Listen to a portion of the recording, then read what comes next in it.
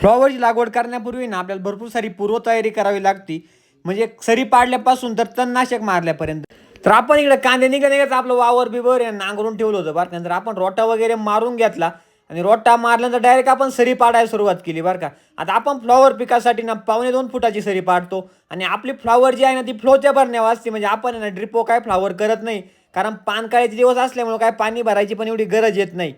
मग वावराची सरी पाडून घेतल्यानंतर आहे ना बांधून वगैरे घेतलं आणि आपण फ्लॉवर लावण्याचे एक दिवस अगोदर तणनाशक मारतो बरं का आपल्या पुऱ्या प्लॉटमध्ये, का जेणेकरून आपल्या वावरामध्ये गबळ कमी उतरावं. आता मागच्या वर्षी आपण जेव्हा तणनाशक मारलं होतं ना, तेव्हा गबाळाचे प्रमाण एकदम कमी, म्हणजे एकदम कमी मजुरीमध्ये आपलं आहे ना पूर्णपणे वावर खुरपून झालं होतं. तर आपण आज तणनाशक मारताना गोल हे 25 ml घेतलं आणि गिन्नी नावाचे एक औषध पॅराक्वाईट कंटेन असलेलं ते आपण 100 ml प्रति पंप घेतलो बरं का. आपला पंप 20 लिटरचा होता. त्याचा रिझल्ट एकदम जबरदस्त आहे.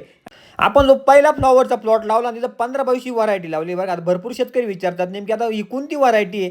तर इथं आपल्याला 15-22 रोप न भेटल्यामुळं आपण 60-90 व्हरायटी चूज केलेली आहे.